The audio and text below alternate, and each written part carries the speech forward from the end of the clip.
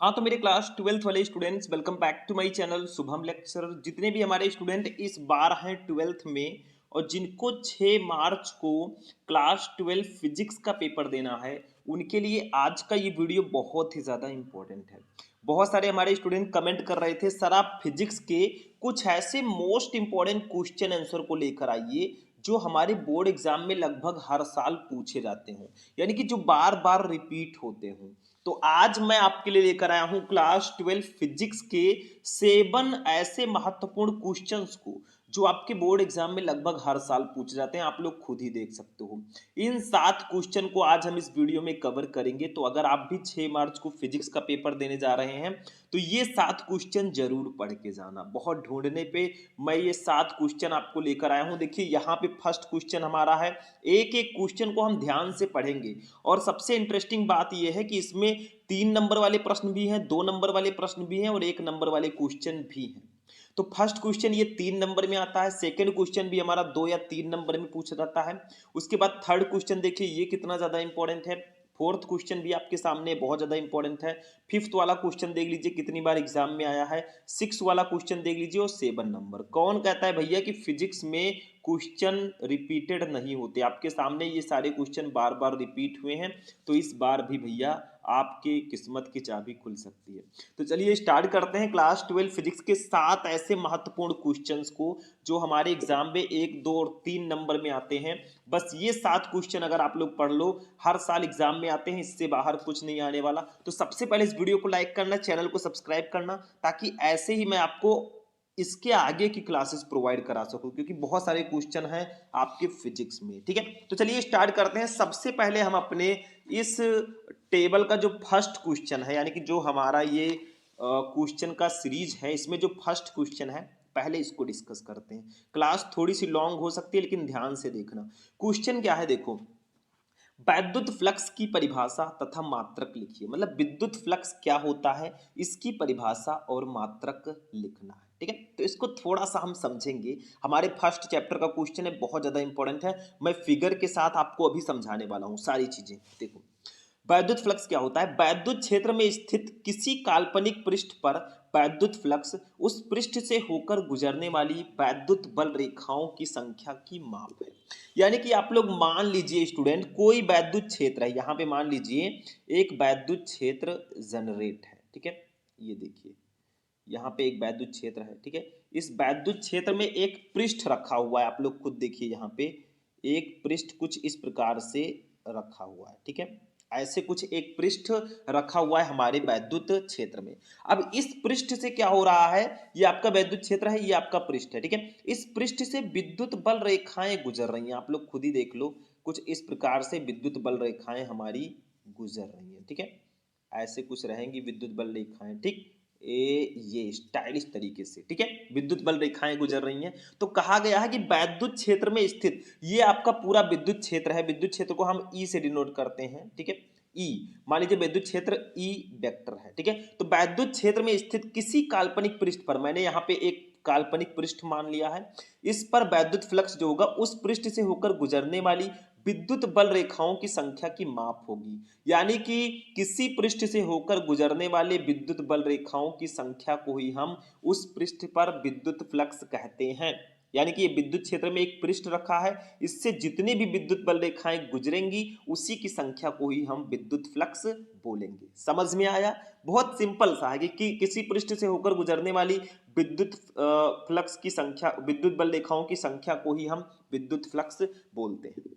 अब एक चीज और मान लीजिए, ध्यान से समझिएगा यहाँ पे, मतलब ये क्वेश्चन ही इतना ज्यादा स्पेशल है। ठीक है, देखो यहाँ पे इस पृष्ठ का एक छोटा सा हम लोग अवयव ले लेते हैं। देखो पूरे पृष्ठ का जो क्षेत्रफल होगा वो अप्रॉक्स ए होगा। ठीक है, लेकिन इस छोटे से अवयव का क्षेत्रफल जो होगा, मतलब मैंने छोटा सा अवयव लिया है, उसको डीए से डिनोट करेंगे। डीए होगा इसका क्षेत्रफल अवयव। ठीक है, डी ए। ठीक, अब देखो डीए जो होगा, इससे जो क्षेत्रफल सदिश होगा वो हो जाएगा आपका डीए वेक्टर। क्षेत्रफल सदिश की अगर हम लोग बात करें तो वो डीए वेक्टर हो जाएगा। और यहाँ पे जो विद्युत क्षेत्र की तीव्रता होगी वो हो जाएगी ई वेक्टर। क्या हो जाएगा, ई वेक्टर। समझ में आया?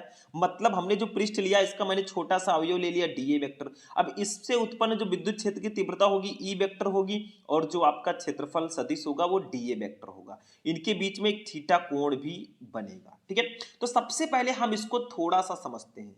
ठीक है, एक परिभाषा आप और लिख सकते हैं यहां से। क्या लिख सकते हैं?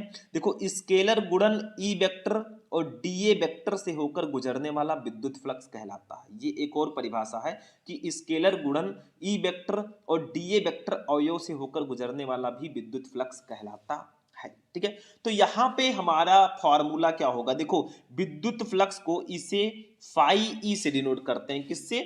फाई ई से प्रदर्शित करते हैं। फाई ई, विद्युत फ्लक्स को फाई ई से प्रदर्शित करते हैं। ठीक है, इसको हम लोग फाई ई से प्रदर्शित करते हैं। समझ में आया? ये जो आपकी दिख रही है तो पता ही ये विद्युत बल रेखाएं हैं। मैं इसको भी नाम दे दूं, ये है वैद्युत बल रेखाएं। वैद्युत बल रेखाएं। ठीक है, ये हमारी है। ठीक, तो इसे हम लोग फाई ई से प्रदर्शित करते हैं। तो फाई ई इक्वल टू जो हमारा फॉर्मूला निकल कर आएगा, फाई ई इक्वल टू जो हमारा फॉर्मूला निकल कर आएगा वो आएगा इंटीग्रेशन ए, इंटीग्रेशन ए। ठीक है, E vector dot D A vector, ये हमारा फॉर्मूला निकल कर आएगा विद्युत फ्लक्स का। Phi E equal to integration A E vector dot D A vector. देखो, हमें इंटीग्रेशन ए इसलिए लिखना है क्योंकि ये छोटे से अवयव के लिए हमने विद्युत फ्लक्स निकाला है। ठीक है, पूरे, अगर पूरे के लिए आप लोग निकालोगे तो कुछ दूसरा ही होगा। ठीक है, अब देखो क्या करना है, ध्यान से समझो। पहले देखो, आपको करना क्या है, यहाँ पे एक आपने फॉर्मूला पढ़ा होगा, पढ़ा है कि नहीं पढ़ा है? एक फॉर्मूला होता है, चूंकि एक आपने सदिश चैप्टर में फॉर्मूला पढ़ा होगा, A vector dot B vector equal to होता है ए बी कॉस थीटा, कुछ ऐसे होता है। ये आपने पढ़ा होगा, ए बी कॉस थीटा। ठीक है, ऐसे कुछ होता है। ठीक है, A vector dot B vector equal to A B cos theta. तो यहाँ पे E vector dot D A vector है, तो ए के जगह पर ई वेक्टर को मान लो, बी के जगह पर डी ए वेक्टर मान लो। तो यहाँ पे A vector dot B vector equal to A B cos theta, तो यहाँ पे E vector dot D A vector equal to E D A cos theta होगा। तो हमारा यहाँ पे फॉर्मूला जो निकल कर आएगा फाई ई इक्वल टू हमारा हो जाएगा। ठीक है, यहाँ पे इंटीग्रेशन ए। ठीक है, अब देखो ई डी ए कॉस थीटा, इसको हम लोग लिख सकते हैं। ठीक है, इस फॉर्मूले की सहायता से ई डी ए कॉस थीटा। ठीक है, इस फॉर्मूले के अकॉर्डिंग मैंने ई डी ए कॉस थीटा लिख दिया है। आप लिख सकते हैं क्योंकि सदिश चैप्टर में आपने पढ़ा होगा। अब फाई ई इक्वल टू हमारा हो जाएगा, देखो हम यहाँ पे क्या करेंगे, चूंकि हमें डीए का समाकलन करना है, इस छोटे से अवयव का समाकलन करना है, तो ई कॉस थीटा को हम लोग बाहर निकाल देंगे। ई कॉस थीटा भैया बाहर हो गए, ये आपका इंटीग्रेशन ए हो जाएगा और यहाँ पे डीए हो जाएगा, डीए। तो डीए के सापेक्ष जब हम इसका इंटीग्रेशन समाकलन करेंगे तो देखिए क्या आएगा। देखो, अपने समाकलन में एक फॉर्मूला पढ़ा होगा, integration D X equal to होता है X, integration D X equal to X होता है। ठीक है, अब integration D X equal to X होता है, तो यहाँ पे है इंटीग्रेशन डी ए है, तो डी ए है भैया, तो D X equal to X, तो डी ए इक्वल टू आपका ए हो जाएगा, D A equal to A हो जाएगा। तो हम यहाँ पे इसके जगह पर इंटीग्रेशन ए डी ए के जगह पर हम ए को रख सकते हैं, क्योंकि ये हमारा एक छोटे से अवयव के लिए हमारा ये था डी ए, पूरे पृष्ठ के लिए निकालेंगे तो क्या होगा, ए हो जाएगा। ठीक है, समझ में आया? और यहाँ पे थीटा, थीटा कहाँ से आया था, तो दोनों के बीच जो एंगल बन रहा है ई डी ए कोस थीटा हो गया था। ठीक है, तो अब देखो ये हमारा हो गया। अब यहाँ पे इंटीग्रेशन डी ए के जगह पर ए कर देंगे तो हमारा फॉर्मूला यहाँ पे निकल कर आएगा, इसलिए फाई ई इक्वल टू हमारा हो जाएगा, देखो ई आपका ई ही रहेगा, ई इसके जगह पर ए कर देंगे तो ई ए कॉस थीटा। ठीक है, ये हमारा फॉर्मूला निकल कर आ गया। और भैया यही फॉर्मूला हमारा होगा किसका, विद्युत फ्लक्स का, actual formula E A cos theta. समझ में आया? तो कुछ करना नहीं था भैया, स्केलर गुणन ई वेक्टर और डी ए वेक्टर से होकर गुजरने वाला विद्युत फ्लक्स कहलाता है। तो phi E equal to integration E vector dot D A vector. अब चूंकि vector A dot vector B equal to A B cos theta होता है, तो phi E equal to E D A cos theta हो गया। E cos theta को हमने बाहर निकाला, डी ए के सापेक्ष समाकलन हमने कर दिया तो ए आया, तो phi E equal to E A cos theta. ठीक है। इतनी चीजें आई होप कि आपको क्लियर हो चुकी होंगी। अब अगर इसका मात्रक कोई आपसे पूछे मेरे भाई, मात्रक क्या होगा, मात्रक क्या होगा किसका, मात्रक हमारा फाई ई का क्या होगा। तो फाई ई इक्वल टू आपका जो फॉर्मूला है वो है ई ए कॉस थीटा है। क्या है, ई ए कॉस थीटा। ठीक है, अब यहां से हम लोग मात्रक निकाल लेंगे। देखो कैसे निकालेंगे, देखो ई है आपका विद्युत क्षेत्र की तीव्रता, इसका मात्रक होता है न्यूटन प्रति कूलाम, न्यूटन प्रति कूलाम। ठीक है, इंटू ए है क्षेत्रफल, क्षेत्रफल का मात्रक होता है मीटर स्क्वायर। क्या होता है, मीटर स्क्वायर, ये होता है। तो अब इसी को हम लोग लिख सकते हैं newton metre square, metre square प्रति कूलाम। ये हमारा मात्रक हो जाएगा फाई ई का, ये भैया मात्रक होगा फाई ई का मात्रक। ठीक है, या एक चीज और लिखते हैं वो भी मैं बता दूं, या हम लोग इसका मात्रक एक और बोलते हैं वोल्ट मीटर, वोल्ट मीटर। ठीक है, ये भी इसी का मात्रक होता है, तो ये हो जाएगा इसका मात्रक। समझ में आया, तो ये चीज आप लोग ध्यान रखना। दूसरी चीज हमारा विमा, अगर आपसे कोई पूछ ले मेरे भाई कि इसकी विमा क्या होगी, डायमेंशनल फॉर्मूला, तो वो भी हम लोग निकाल सकते हैं। बस हम बता दे रहे हैं, डायरेक्टली आप लोग लिख देना ml3 t के पावर -3 a के पावर -1, ये इसका डायमेंशनल फॉर्मूला हो जाएगा। कुछ खास नहीं, देखो 2-3 नंबर में जितना मैंने बताया है इतना लिख दोगे, आपको पूरा का पूरा नंबर मिल जाएगा। ठीक है, समझ में आ गया। तो ये हमारा था फर्स्ट क्वेश्चन, आई होप कि आपको समझ में आ चुका होगा। इसी सीरीज में अब हम चलेंगे अपने दूसरे क्वेश्चन की ओर। एक एक क्वेश्चन को हम सॉल्व करते हुए चलेंगे भैया, वीडियो को लाइक करते हुए चलना, क्योंकि ये ऐसा क्लास भैया बार बार नहीं मिलने वाला। चलो अपना दूसरा क्वेश्चन देखते हैं, ये है हमारा सेकेंड क्वेश्चन, और ये क्वेश्चन काफी ज्यादा स्पेशल है। ठीक है, देखो क्या है, कूलाम का वैद्युत बल संबंधी नियम लिखिए। ये क्वेश्चन डायरेक्टली आपके एग्जाम में आता है, तो इसको अब हम लोग समझते हैं। ठीक है, कूलाम का वैद्युत बल संबंधी नियम। अब कूलाम का नियम कितना ज्यादा इंपॉर्टेंट है ये तो आपको पहले से ही पता होगा। ठीक है, तो देखो कूलाम के नियमानुसार, बहुत सिंपल सा नियम है, मैं आपको पूरा फॉर्मूला के साथ बताऊंगा, और ये आपके लघुत्तरीय प्रश्नों में अक्सर पूछा जाता है। देखो, दो स्थिर बिंदु आवेशों के बीच लगने वाला आकर्षण अथवा प्रतिकर्षण बल दोनों आवेशों के गुणनफल के अनुक्रमानुपाती तथा उनके बीच की दूरी के वर्ग के व्युत्क्रमानुपाती होता है। मतलब आपको दो आवेश लेना है, एक हमने ले लिया ये और दूसरा हमने ले लिया ए। ठीक है, इनको नाम दे देते हैं, एक का नाम ले लेते हैं Q1, एक का नाम दे देते हैं Q2। ठीक है, तो ये आपका दो आवेश है। अब दो स्थिर बिंदु आवेशों के बीच लगने वाला आकर्षण अथवा प्रतिकर्षण बल दोनों आवेशों के गुणनफल के अनुक्रमानुपाती होगा और उनके बीच की दूरी के वर्ग के व्युत्क्रमानुपाती होगा।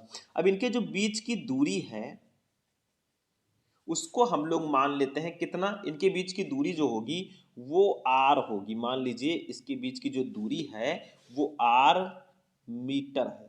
ठीक है, r मीटर है। ठीक है, तो इन दोनों आवेशों पर जो लगने वाला बल होगा, बल को हम लोग डिनोट करते हैं F से, जो लगने वाला बल होगा वो दोनों आवेशों के गुणनफल के अनुक्रमानुपाती होगा और उनके बीच की दूरी के वर्ग के व्युत्क्रमानुपाती होता है। यही कूलाम का नियम है। कूलाम जी ने दो स्थिर बिंदु आवेशों के बीच लगने वाले बल के संबंध में नियम दिया था।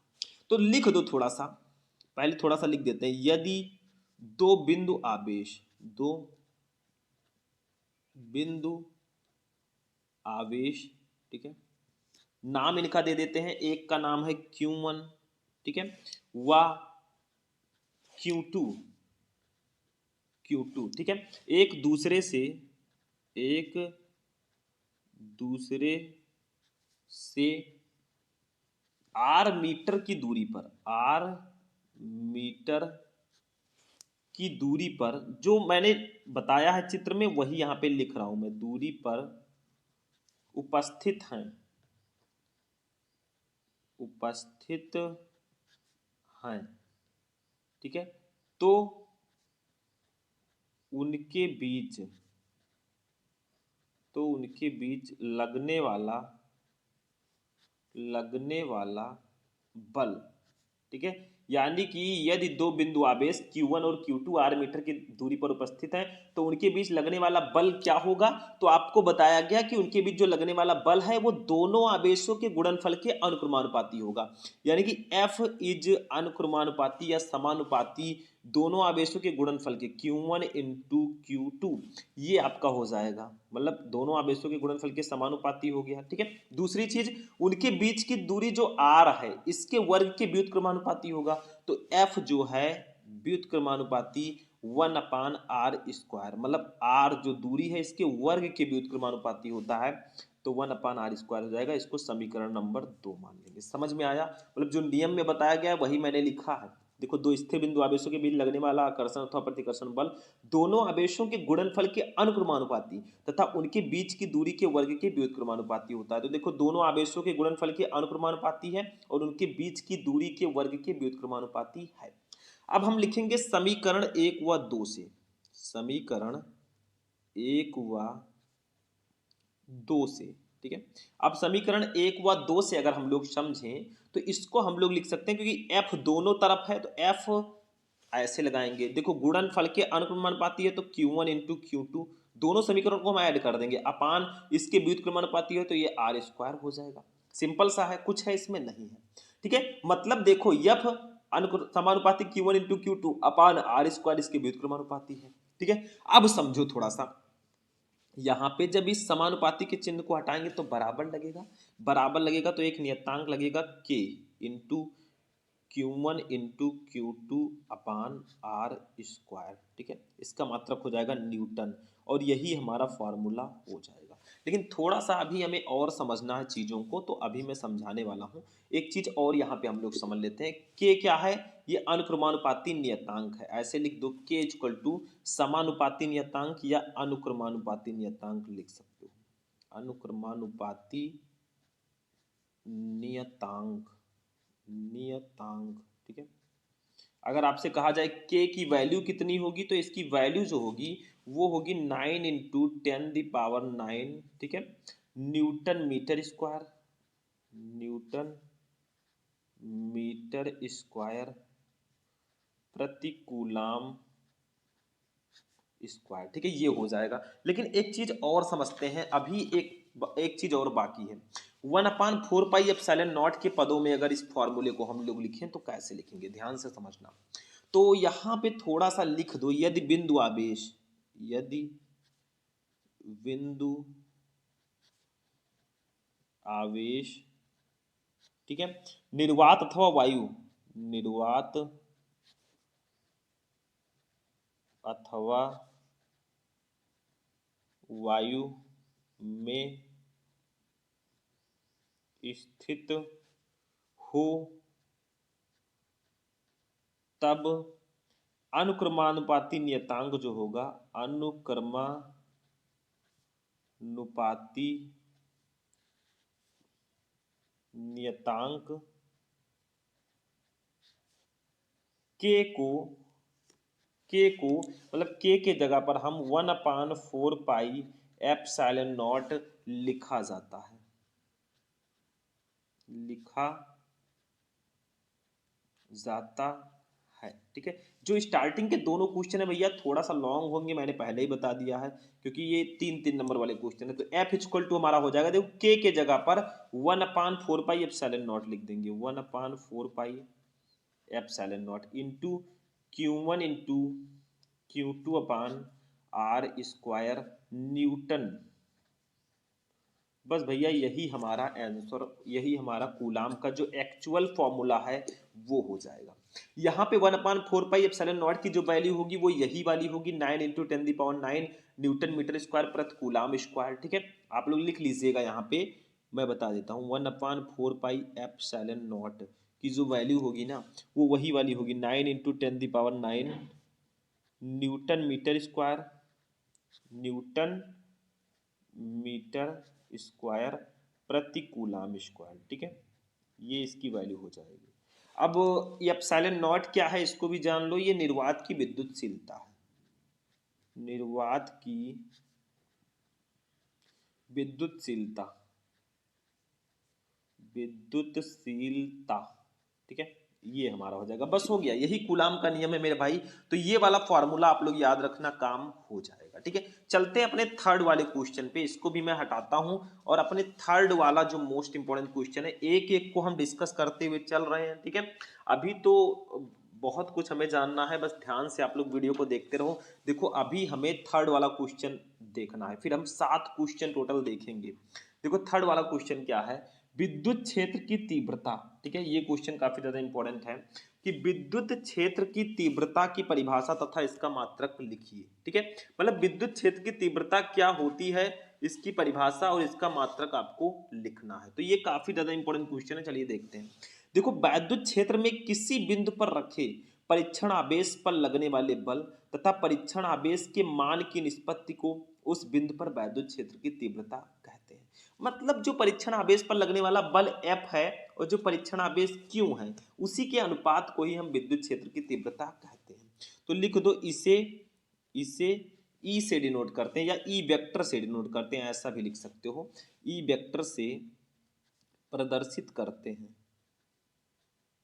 प्रदर्शित करते हैं, ठीक है। विद्युत क्षेत्र की तीव्रता को हम लोग ई वेक्टर से प्रदर्शित करते हैं। इसका फॉर्मूला क्या होगा, ई वेक्टर इक्वल टू, मैंने आपको बताया कि किसी परीक्षण आवेश पर लगने वाले बल, तो एफ वेक्टर हो जाएगा अपान तथा उस परीक्षण आवेश क्यू नॉट, ठीक है। ये परीक्षण आवेश है, इसी के अनुपात को ही हम विद्युत क्षेत्र की तीव्रता कहते हैं। तो E vector equal to F vector upon Q naught, या E equal to F upon Q naught भी आपने कहीं कहीं देखा होगा, जो बिल्कुल सही है, ठीक है। अब देखो क्या करेंगे, यहां पे आप लोग लिख दीजिएगा एफ वेक्टर है परीक्षण आवेश पर लगने वाला बल और क्यू नॉट है परीक्षण आवेश, ठीक है। अगर राशि की बात की जाए तो ये एक सदिश राशि है, आप लोग लिख देना, मैं बोल रहा हूं। मात्रक कैसे निकालेंगे, थोड़ा सा मात्रक पर ध्यान देते हैं। मात्रक, ठीक है। तो इसका मात्रक जो हो जाएगा, देखो एफ है बल, बल का मात्रक हो जाएगा न्यूटन, ठीक है।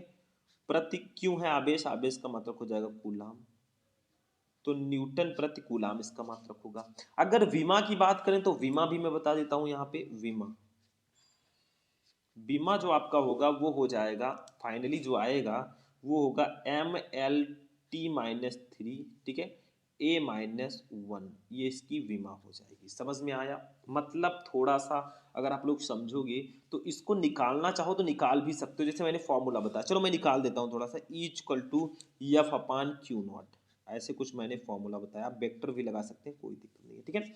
अब देखो कैसे इसकी बीमा को निकालेंगे। देखो एफ की बीमा जो होती है वो होती है MLT-2 और Q की बीमा होती है AT, क्योंकि Q इक्वल टू IT होता है, तो ये AT इसकी बीमा हो जाएगी।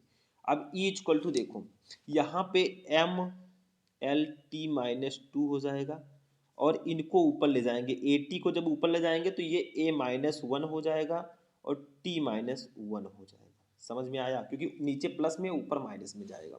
अब इसका बीमा आप लोग निकाल ही सकते हो, देखो एम एम ही रहेगा, एल आपका एल ही रहेगा, T-2 है, ये -1 है, दोनों जुड़ जाएंगे -3 हो जाएगा, A-1 आपका ऐसे ही रहेगा। बस यही तो हमने अभी निकाला था मेरे भाई, इसको भी रिकॉर्ड में रख देना, यही होता है विद्युत क्षेत्र की तीव्रता की विमा, ठीक है। बस हो गया।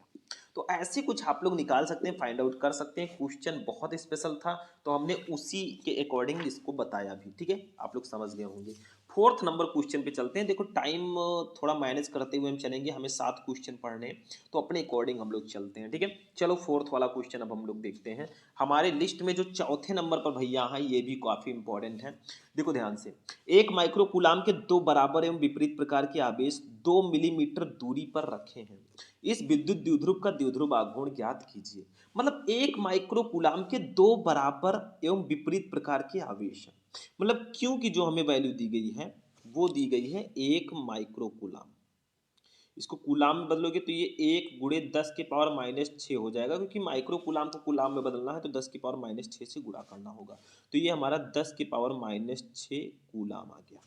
फिर दूरी, दोनों के बीच की जो दूरी है उसको हम लोग 2L से प्रदर्शित करते हैं, ठीक है, दोनों के बीच की दूरी को। तो 2L की वैल्यू जो दी गई है वो 2 मिमी दिया गया है। देखो 2L हम सीधे सीधे लिखेंगे, ये ध्यान रखना, ठीक है। अब मिलीमीटर को मीटर में बदलना है भैया, तो क्या करोगे, देखो मिलीमीटर को मीटर में बदलना है तो 2 को 1000 से डिवाइड करना पड़ेगा, तो ये 2/10 की पावर 3 आएगा, 10 की पावर 3 को ऊपर ले जाएंगे, 2 गुणे 10 की पावर -3 आएगा मीटर, ठीक है, क्योंकि आपको मिलीमीटर को मीटर में बदलना है तो 1000 से डिवाइड करना होता, अगर मीटर को मिलीमीटर में बदलना होता तो 1000 से गुणा कर देते, काम खत्म। ठीक है, तो 2L की जो हमारी वैल्यू आई वो आई भैया मीटर में 2 गुणे 10 की पावर -3 मीटर। ठीक है, हमें निकालना क्या है, हमें विद्युत द्विध्रुव आघूर्ण निकालना है। विद्युत द्विध्रुव आघूर्ण को हम P से प्रदर्शित करते हैं, ये निकालना है। तो देखो इसका एक फॉर्मूला होता है, वो समझ लो, विद्युत द्विध्रुव आघूर्ण, विद्युत द्विध्रुव आघूर्ण। ठीक है, इसको हम लोग डिनोट करते हैं P से। P इक्वल टू एक फॉर्मूला होता है Q इंटू 2L, मतलब किसी एक आवेश तथा दोनों आवेशों के बीच की दूरी के गुणनफल को हम विद्युत द्विध्रुव आघूर्ण कहते हैं।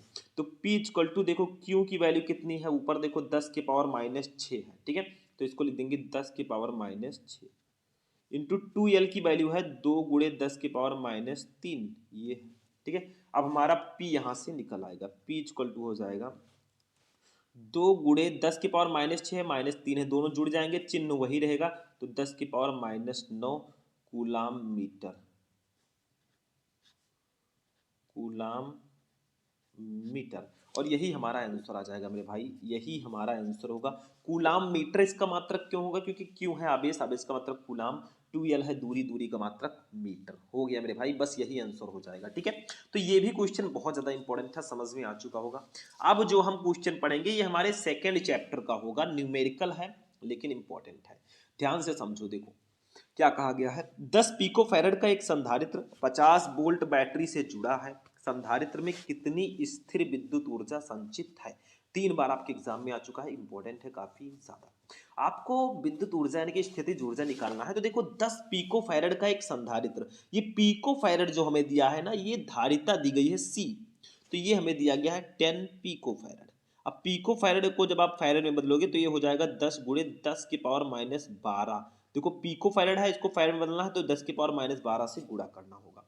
माइक्रो फैरड होता तो -6 से गुणा करते। ठीक है, 10 की पावर -6। V है 50 वोल्ट, 50 वोल्ट। ठीक है, हमें निकालना है स्थितिज ऊर्जा U निकालना है, तो भैया एक फॉर्मूला होता है वही लगा दो, काम खत्म हो जाएगा, फालतू बकवास करने की जरूरत नहीं है। तो स्थितिज ऊर्जा, स्थितिज ऊर्जा जो हमारी होती है U, इसका फॉर्मूला होता है 1/2 CV²। ठीक है, ये फॉर्मूला होता है स्थितिज ऊर्जा निकालने का। ठीक है, अब यहां से हम लोग निकाल लेंगे बड़े आसानी से। तो U इक्वल टू हो जाएगा 1/2, C की वैल्यू आप खुद ऊपर देख लो भैया, 10 गुणे 10 की पावर -12 है, तो 10 गुणे 10 की पावर -12 इंटू V है 50 वोल्ट, इसका स्क्वायर है, मतलब 2 बार 50 लिख दो, ये स्क्वायर हो चुका है। इसको कट करो, 2 5 जा 10 हो जाएगा, तो हमारा U जो आएगा, U इक्वल टू आएगा, वो आएगा 5 इंटू 10⁻12 इंटू, ये 50 का 50 से गुणा करेंगे तो ये 2500 आएगा, करके देख लेना, एकदम एग्जैक्ट वैल्यू है। ठीक है, तो U इक्वल टू आपका हो जाएगा, देखो 5 इंटू 10⁻12, देखो 2500 को हम 25 गुणे 100 लिख सकते हैं, और 25 गुणे 100 को हम लिख सकते हैं 25 गुणे 10 की पावर 2। देखो 100 को 10 की पावर 2 भी लिख सकते हैं, थोड़ा इजी कर दिया मैंने। तो U इक्वल टू 25 का 5 से गुणा होगा 125 हो जाएगा, गुणे 10 की पावर -12 है, ये 2 है, प्लस माइनस माइनस होगा, 12 में से 2 जाएगा तो 10 की पावर -10 जूल, यही आंसर आ जाएगा, यही आंसर। लेकिन अगर थोड़ा सा आप सॉल्व करना चाहो तो U इक्वल टू देखो, हम क्या करते हैं, दशमलव को यहाँ ले आते हैं 1 और 2 के बीच में, तो 1.25 हो जाएगा। जब इसको इधर लाओगे तो आपका 10 की पावर 2 से गुणा होगा, 10 की पावर 2 से गुणा होगा तो 10 में से 2 जाएगा, तो ये बचेगा 10 की पावर -8 जूल। ठीक है, बस यही हमारा आंसर हो जाएगा मेरे भाई। इस तरह से भी आप लिख सकते हो इसको, इस तरह से भी, दोनों आंसर बिल्कुल सही होगा। ठीक है, तो समझ में आया, इसमें कुछ था नहीं, हमें धारिता दी गई थी, विभव दिया गया था, U इक्वल टू 1/2 CV² होता है, हमने फॉर्मूला लगाया और हमारा फाइनली स्थितिज ऊर्जा आया 1.25 गुणे 10 की पावर -8 जूल। ठीक है, हमारा यही आंसर हो जाएगा। चलो अपने नेक्स्ट क्वेश्चन पे चलेंगे, अब हम 6 नंबर, अभी हमें 6 और 7 दो क्वेश्चन यहाँ पे देखने हैं। देखो 6 नंबर जो हमारा क्वेश्चन है ये है कि समविभव पृष्ठ से क्या तात्पर्य, व्हाट इज इक्विपोटेंशियल सरफेस। समविभव पृष्ठ क्या होता है, तो नाम से ही स्पष्ट है, समविभव मतलब जिसका विभव समान हो। तो हम लिखेंगे किसी वैद्युत क्षेत्र में खींचा गया वो पृष्ठ जिस पर स्थित सभी बिंदुओं पर वैद्युत विभव बराबर हो समविभव पृष्ठ कहलाता है। मतलब विद्युत क्षेत्र में खींचा गया एक ऐसा पृष्ठ, ये देखो विद्युत क्षेत्र में खींचा गया है, इसके सभी बिंदु पर जो विभव होगा वो इक्वल होगा, बराबर होगा, इसी को ही हम समविभव पृष्ठ कहते हैं। वैसे ये एक नंबर में ज़्यादातर आता है, तो इसको एक नंबर के अकॉर्डिंग आप लोग पढ़ भी लो, कुछ ज़्यादा खास इसमें पढ़ने की ज़रूरत नहीं है। ठीक है, चलो नेक्स्ट क्वेश्चन 7 नंबर क्वेश्चन बहुत इंपॉर्टेंट है। संधारित्र की धारिता की परिभाषा लिखिए। What is the capacitance of ये कैपेसिटर। ठीक है, इसको समझते हैं। संधारित्र की धारिता, देखो क्या होता है, किसी संधारित्र की धारिता उसकी एक प्लेट को दिए गए आवेश तथा दोनों प्लेटों के बीच उत्पन्न विभवांतर के अनुपात के बराबर होती है। यानी कि संधारित्र की दो प्लेटें होती हैं, तो किसी संधारित्र की जो धारिता होती है उसकी एक प्लेट को दिए गए आवेश, उसकी एक प्लेट को आप जितना आवेश दे रहे हैं और दोनों प्लेटों के बीच उत्पन्न विभवांतर के अनुपात के बराबर होती है, मतलब आवेश और विभव के अनुपात के बराबर होगी। धारिता को हम लोग डिनोट करते हैं, इसे सी से प्रदर्शित करते हैं। किससे? सी से, सी से प्रदर्शित करते हैं, प्रदर्शित करते हैं। ठीक है, तो इससे हम लोग सी से प्रदर्शित करते हैं। तो सी इक्वल टू क्या होगा, देखो किसी एक प्लेट को दिए गए आवेश Q और दोनों आवेश के बीच उत्पन्न विभवांतर V, इसी के अनुपात को हम धारिता बोलते हैं। तो सी इक्वल टू हमारा हो जाएगा Q/B। अब कोई पूछे भैया इसका मात्रक क्या होगा, तो मात्रक तो आप आसानी से बता सकते हो। देखो Q है आवेश, आवेश का मात्रक कूलाम। ठीक है, V है विभव, विभव का मात्रक वोल्ट, तो कूलाम प्रति वोल्ट। या आप लोग फैरेड भी लिख लेना, क्योंकि धारिता का मात्रक फैरेड भी काफ़ी ज़्यादा फेमस होता है। ठीक है, अब यहाँ पे दो चीज़ें और मैं बता दूं। देखो अगर एक माइक्रो फैरेड की आपसे वैल्यू पूछी जाए तो 10⁻⁻6 फैरेड होगा। ठीक है, एक पीको फैरेड की वैल्यू पूछी जाए, ये दोनों काफ़ी ज़्यादा आते हैं न्यूमेरिकल में, तो 10⁻12 फैरेड होगा। इतनी सारी चीज़ें आप लोग अपने दिमाग में रख लीजिएगा, क्योंकि ये चीज़ें इंपॉर्टेंट हैं काफ़ी ज़्यादा। ठीक है, तो ये हमारा हो गया लास्ट वाला क्वेश्चन। समझ में आया? कुछ था नहीं इसमें। तो आज का जो हमारा ये क्लास है 12th फिजिक्स का, जो 7 सबसे ज़्यादा इंपॉर्टेंट वाला क्लास है, वो मैंने आज आपको प्रोवाइड कराया। देखो 1 2 3 4 5 6 7 करके 7 सबसे स्पेशल क्वेश्चंस को मैंने आज लिया है। अगर आप लोग ज़्यादा से ज़्यादा सपोर्ट करेंगे तो ऐसे ही मैं सारे चैप्टर के जो मोस्ट क्वेश्चन है वो आपके लिए लाता रहूँगा। तो सबसे पहले इस वीडियो को लाइक करना, चैनल को सब्सक्राइब करना। मिलते हैं नेक्स्ट वीडियो में नेक्स्ट टॉपिक के साथ, तब तक के लिए जय हिंद।